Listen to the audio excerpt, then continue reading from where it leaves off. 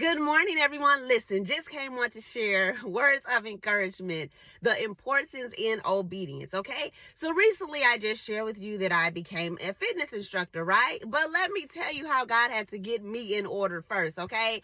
So last year, October 25th, I remember the date.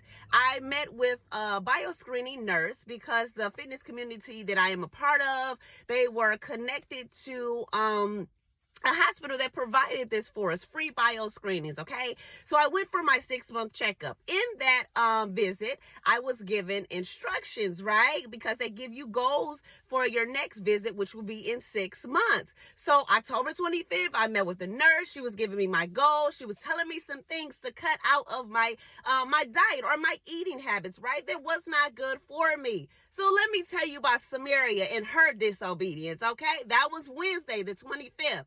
So October 29th, that Sunday morning, my stomach was bothering me. The upper part of my stomach, it hurt when I sat down. So I ate a banana because I know when it's inflamed, eat a banana. So then that didn't work. So then I took some ginger root shot, right, that I had made. That did not work. So then I took some Pepto-Bismol. That did not work either. Then I knew, like, okay, this pain isn't leaving. I need to go to the ER because this is not normal. I've tried everything that I know to try, right?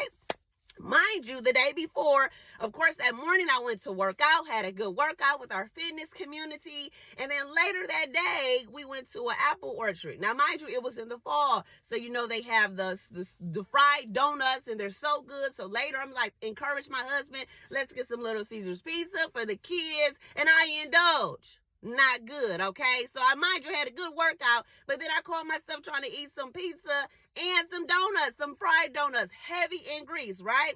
That next morning, waking up, preparing for church, what I go eat for breakfast? Not nothing healthy that was going to fuel my body. I went back to them greasy donuts, and then case in point, later on, that's when my stomach was hurting. Found myself had to go to the ER. Now, mind you, I have a high tolerance for pain. So evidently, when it got that serious, I'm like, well, let me go get checked out. So while I'm there, they took all kinds of tests. They did my urine test. They did blood tests. They even did ultrasounds.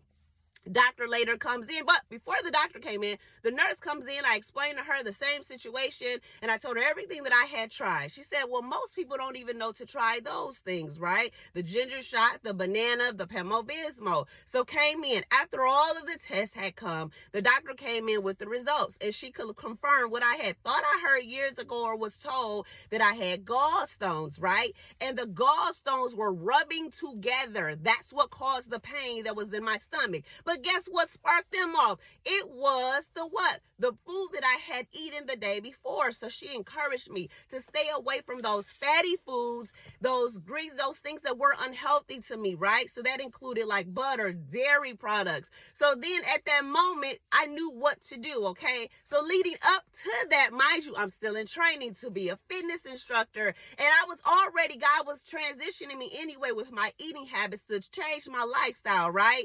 I was still on the fence, trying to do the sea moss, the black sea oil, the juicing, the smoothies, doing the dairy-free products, the plant-based products, but I was still dabbling on the other side, all right? So then now it caused my body to go through, like, what are we doing? We gonna do healthy or we gonna do this bad food? What you about to do? So my body was acting out in results of what I was fueling, right? So once the doctor came in and she encouraged me on what to do, what to cut out, because the blessing was, she said, the gallstones were not inflamed, nor were they infected. So therefore, she also gave me an option to see a surgeon.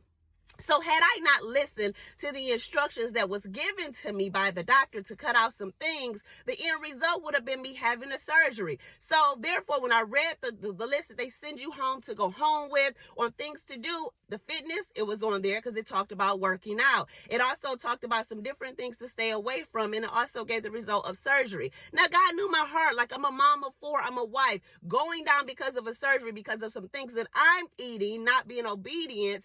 Then guess what? That would cause me to have to sit down. I was just instructed that Wednesday on October 25th on what not to do, but my disobedient, hard-headed self did what I wanted to do and then ended up in the hospital on Sunday. So from that point on, listening to the doctor after she had confirmed some things, I knew that I had to follow the instructions that she had given. If not, it will result in what? Me having to have surgery and other things. So I completely tried to cut out the dairy, trying to do right, because I also learned in that meeting prior to that what? The diseases feed off of sugar and dairy. So the nurse was already encouraging me, enlightening me on things, but I walked in disobedience and ended up as a result in the hospital.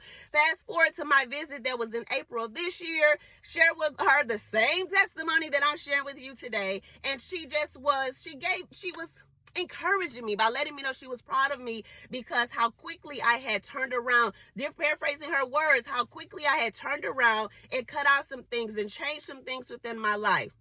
So listen, the Holy Spirit had to teach me a valuable lesson because I didn't listen to the instructions that I was given. My body was acting out in results of what I was doing because God was preparing me for something greater, right? Later on to be what? A fitness instructor. But how can I be instructing when I was not setting the example first? So listen, the Holy Spirit gave me scriptures to help encourage you today. They're found in Proverbs, the 13th chapter, verse 10 and 13. Verse 10 says this: where there is strife, there is pride, but wisdom is found in those who take advice. What is strife? Disagreement or dispute, right? If I would have argued back with the doctor or been disobedient to what she was giving, guess what? Then that would have resulted in me walking in pride, not listening to the instructions that I was given, right? But it says, but wisdom is found in those who take advice. But because I listened to the doctor, then guess what? I have noticed a change within my body, within my lifestyle, right? Because it's not about a diet, it's about a lifestyle change for the betterment of the temple of God where he dwells, right? He dwells within us. So therefore, we're responsible to steward over our temples for the honor and glory of God.